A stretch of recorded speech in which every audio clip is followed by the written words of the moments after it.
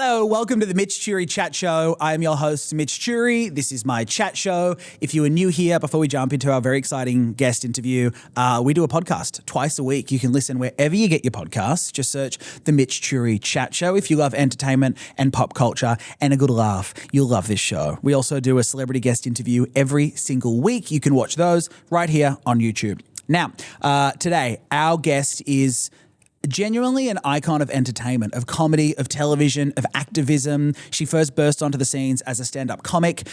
She also hosted the Rosie O'Donnell Show, nailed daytime. I'm obsessed because if you can't tell, love the chat show.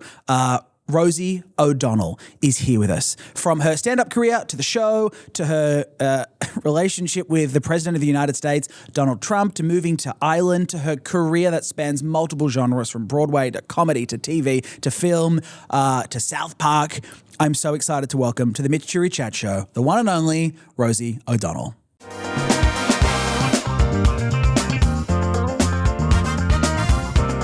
Rosie O'Donnell, welcome to the Mitch Churi Chat Show. I want to have my Oprah moment. Mitch Churi Chat Show. I'm looking for that. Mitch Churi Chat Show. Hey, now that was almost operatic at the end. Well, she did that. She did a lot of singing. The vibrato, Chat Show. You've got my some good vibes. friend Girl King. But it wears off quickly, doesn't it? Like Yeah, it works it for a does, few it episodes, does. then by episode 6, she's doing it for the reality stars. You go, they don't quite, doesn't quite work. It doesn't work. No. Yeah, your enthusiasm can't be feigned. That's right. Yeah, very good advice. Yes. This is Australia's newest chat show, the Mitch Churi Chat Show. And I am a massive fan of the format. I love late night. I love talk shows. I love the Rosie O'Donnell Show. Thank you so much. It truly, for me as a kid, it wasn't part of the Australian culture growing up. I'd go to bed and I'd watch David Letterman. They'd do reruns in Australia. And I was this 13-year-old little gay Australian boy who was up to date on American politics because of David Letterman. I had no idea who these men were and these women were. That he was talking about. Exactly. But the format, I was enamored by. Your show, I love. Any advice for someone starting a brand new talk show or a chat show in this new age? Only tell the truth. That's all people want now is authenticity. Yeah. We've been lied to for so long by, mainstream media. Yeah. In America, at least. I don't know what it's like here. And now they're attacking the First Amendment. And, thank God America stood up and said, no way, Disney, we're not letting you get away with this. Yeah, with Kimmel. $4 billion in 4 days. Yeah. Billion with a B, Mitch. That's insane. Billions. So what was that? That was the American people saying, we have a voice, we have power. We're not going to watch your Mandalorian and your Disney shows if you're going to silence free speech. They canceled ABC, canceled Hulu, canceled all the subsidiaries, and they felt it on their bottom line. And if they hadn't done that, they would have lost so much more. Yeah. And so Jimmy Kimmel is back, and he's better than ever. He didn't back down as a result. He went full force ahead. Have you done all those shows? Who's your favorite late night guy in the States? Because Kimmel, I love Conan. I'm a Conan boy. I love Conan too. I've done his show a bunch. I haven't ever done the Jimmy Kimmel show. Okay. And I haven't ever done Stephen Colbert, but I'm a fan of both of theirs. I think they're very good. And then, but I've done Jimmy Fallon a bunch. Yeah. And he's such an affable, nice guy. He's not hard-hitting politically like the other two, but I enjoy being on his show. It reminds me a little of my show. Yeah. Where, of course, towards the end or towards the middle or towards forever, I was a little more political than he is. But, he puts some jokes in there and gets pretty good laughs about Trump. And yeah, he does. Yeah, he doesn't hold back. No. And so I think they're all really great. I would love to see a woman in there. I would love to see, a woman finally crack late night in a way that it hasn't been cracked yet. Would you go back? It'd be primed perfectly to do it now. Yeah, I don't know if I would be hired by a mainstream media company to do a broadcast show at this point. Really? Yeah, well, the president's saying that I'm a threat to humanity. Yeah. I mean, that's the president of the United States. Saying that, yeah. Now, when our feud started some 20-something years ago, he was a joke of a reality show guy that nobody respected or took seriously. Yeah. Especially at the beginning of The Apprentice, where we all knew it was all fallacy. It was fiction, sold as truth. And I think he's a failed Ryan Seacrest. Like, that's where all this is coming from. People say, what is at the core of what Trump wants? I think he's a failed TV presenter, failed radio host. He didn't get what he wanted in that realm, so he's making it everyone else's problem now. Yeah, I agree. Listen, I think that He is a very unwell man. Yeah, I agree. In many ways, physically and mentally. And I think he can't get over a grudge or a slight. He can't take any kind of joke or any kind of comment on who he is and what he is, because it's all built on smoke and mirrors. Yeah. And so it comes crashing down on him. Yeah, I agree. You know, in the middle of the night. I think you're right, really unwell. I've seen the makeup on his hands. Have you seen the concealer on his hands? Exactly. Yeah, hiding stuff. Well, I think, some of my doctors said that they believe that he has congestive heart failure. I've seen that, yeah. And, my brother had that, and it was similar symptoms. And so, I don't know. I know they're hiding something about his health and mental health for sure. Yeah. Well, a diet of cheeseburger and Diet Coke, that'll do it to you. That'll get you. do it. Listen, I'm so excited personally to have you in Australia. I wanted to get you a gift. I know you collect trinkets. Yes. You collect McDonald's toys, is that right? Yes, Do you still do that? yes. Well, we call it Macca's in this country. No kidding. Yeah. It's not even called Well, McDonald's. it is called McDonald's, but no one says, do you want to go to McDonald's? We say, do you want to go on a Macca's run? Oh. Yeah, and a Macca's run is you get your car, you drive to McDonald's, and you get 6 nuggets and a double cheeseburger. And the toy. And the toy. Yeah. What's I'll get my gift. What's your best toy you've collected from Macca's in your time? Well, I have the Raggedy Ann, Raggedy Andy set that came out very early, Okay. and that's a hard one to get. Yeah. But, when I had my show, I talked about this collection, and then people started sending me in. Yeah. And it wasn't as good as collecting it yourself. Now, when I was really into it, I would go to conventions. Really? Yeah, and there would be people there, and then you would look around for the one piece you needed, and you'd see it, and you'd try to act like, oh, I'm just going to take a bunch, Yeah, and, you grab the Raggedy Andy. They're like, oh, that one's not separatable, because it's sold in a set that's a very value. Yeah. Oh, it is? Oh, what a surprise. Yeah. Like, I put it back, but inside I knew. You knew deep But, down. there are different toys for different regions of the country. Yes, there are. In Australia, the big one we had that my mum Michelle, we lived on McDonald's growing up. We were Macca's kids, and we got the Australian Olympics, the 2000 toys from McDonald's, and they'd be worth a shit ton of money. Yeah. Did you scroll eBay late at night? Oh yeah. I'm an eBay person. Oh, can I show you something that I was looking at on eBay just before the interview started? Yes. This is a Rosie O'Donnell autographed sun-kissed desk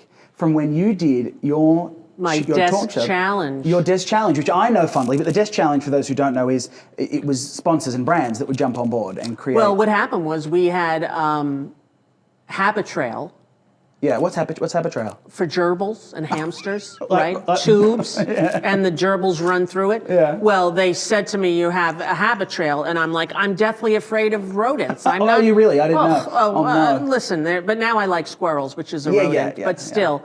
They're cute. Yeah, they're cute, and they took nuts right from my hand. So Yeah, that cute. was, See, they win. Yeah, if they come bit you though, on. you wouldn't be well. They haven't been. Yeah. They haven't bit me. They would crawl on me, take the nut, run away. Really? I have some videos. I'll show you. Yeah, after. show me, yeah. Okay, but the Habitrail desk had a crack somewhere, Yeah. and these rodents got out Wait, hold on. The desk had rodents in it live. live with me trying to host a show, and I'd see. And you were scared of And I'm them. I didn't want to do it. So then people started saying, we'll design this desk, and so Yes. normal people wasn't always brands. Oh, it was It listeners. was fans and oh. whatnot. And it all started because one day there was a woman who did the audience announce called Anya Lasagna. Oh, Her right. name was Anya. I called her like lasagna. Yeah. So she became Anya Lasagna. And I said to her, what can I give you? What can I give you? A Yeah. hoodie?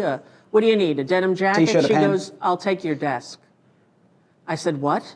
She said, I'll take your desk. Get out. And I gave her the desk. The gerbil desk. No, my real, that's Your how it original started. desk? My original desk went to Wow. Anya Lasagna. And she still has it? Do you She know? still has it, Wow. yeah. Well, this is up on eBay for $650. Well, that's not a lot. That's not. No, it's no. You should dummy bid and up the price, or you should buy it for yourself. You need to keep Yeah, one. I need a sun-kissed desk.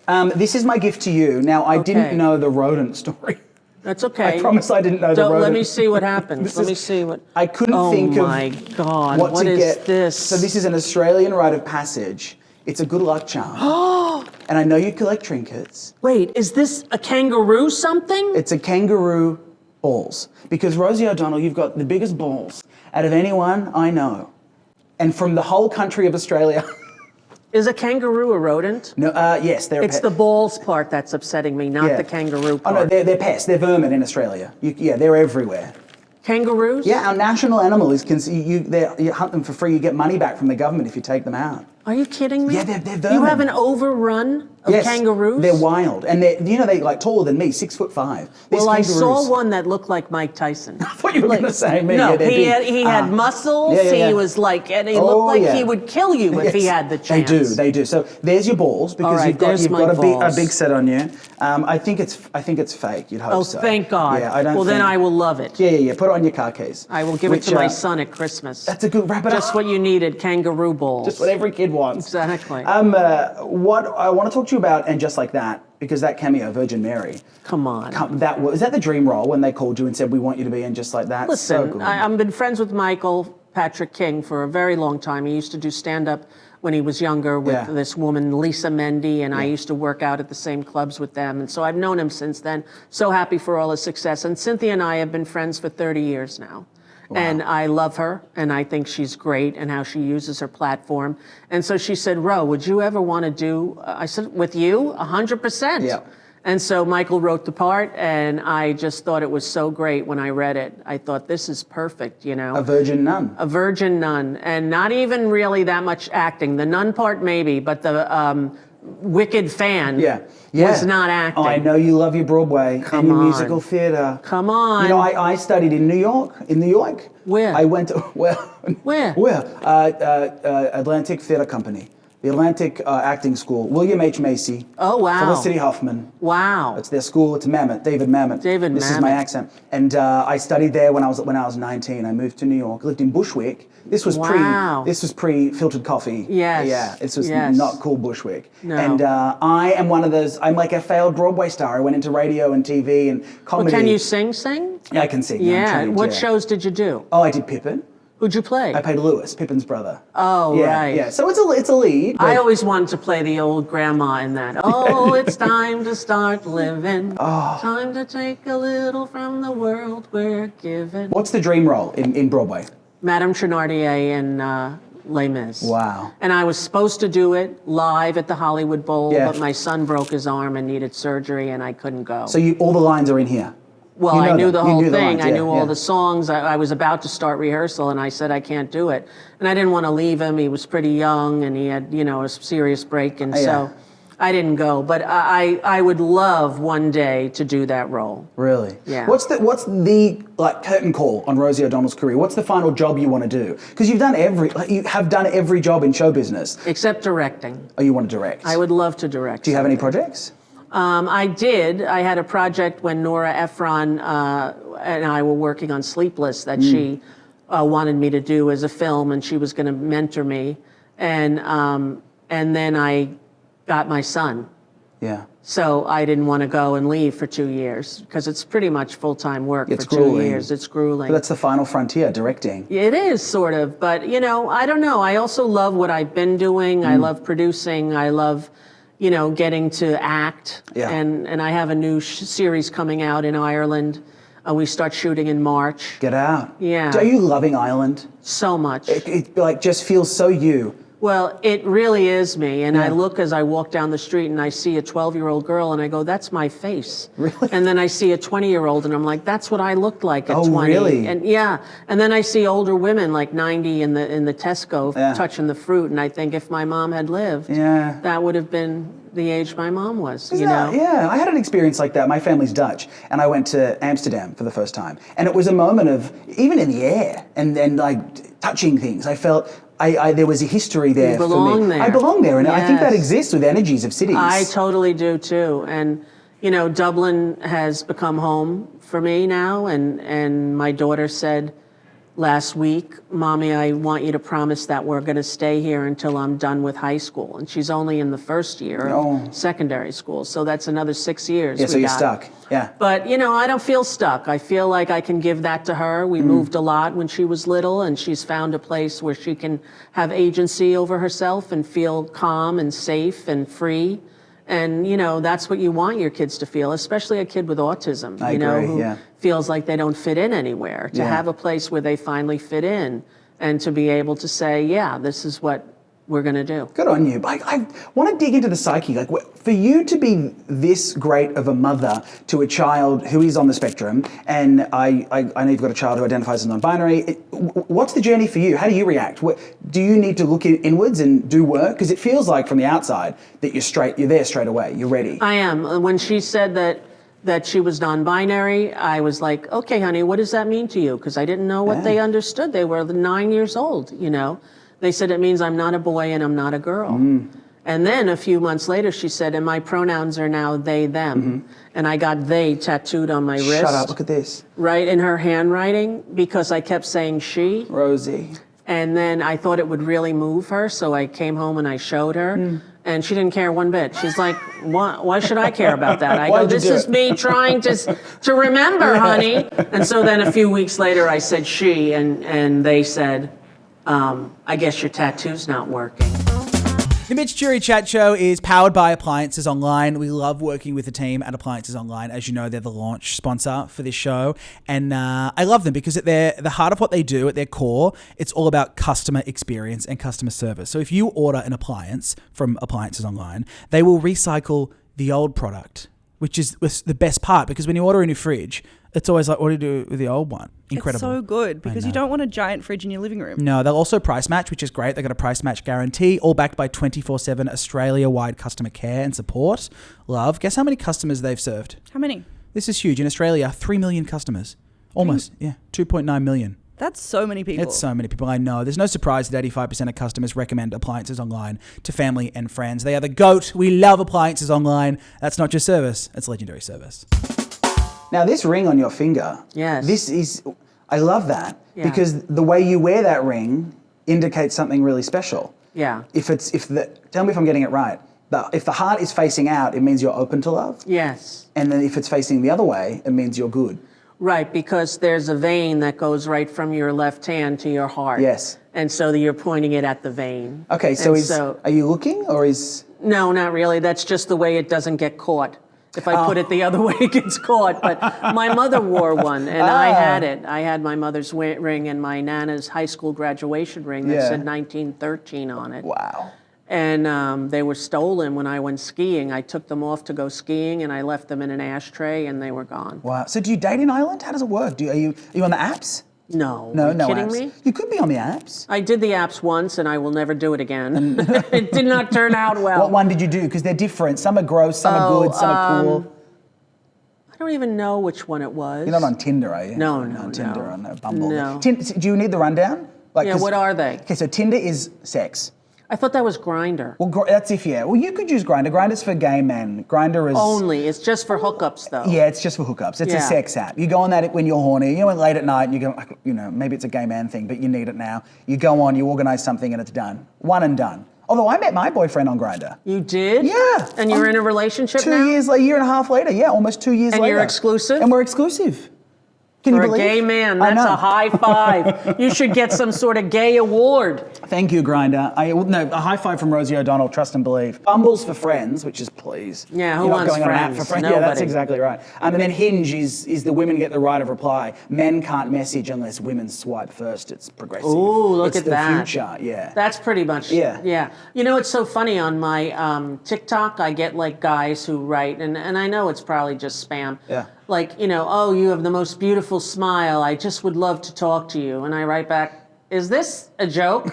Like, I'm a lesbian. You don't know this? Doesn't everyone know I'm a lesbian? Yeah. You are the lesbian. I'm the lesbian. You are the lesbian. I'm the OG lesbian bitch. Hey, That's Rosie O'Donnell is the lesbian. Can we all say it? Yes, Rosie O'Donnell is the lesbian bitch. Oh, lesbian bitch. Yeah. Okay, Rosie's words. Yeah, not my words. Exactly. All right, quick fire before we end. Most surreal moment you have working on your chat show. Surreal, when you look back. Streisand walking in. Yeah. Just felt like my mother coming through the curtain. Really? Oh my God, yes. My mother loved her. After she died, the neighbors took everything, and my mom's out of the house while we were away on vacation, except her Streisand records. And it's how I kept my mother alive. Wow. So when she walked through there, I thought, what would my mother do if she was living? To see her daughter with the woman she admired most. How was the interview? Fantastic, but I don't remember a lot of it because I was crying so much. You blacked out the memory. Yeah. The celebrity who surprised you the most?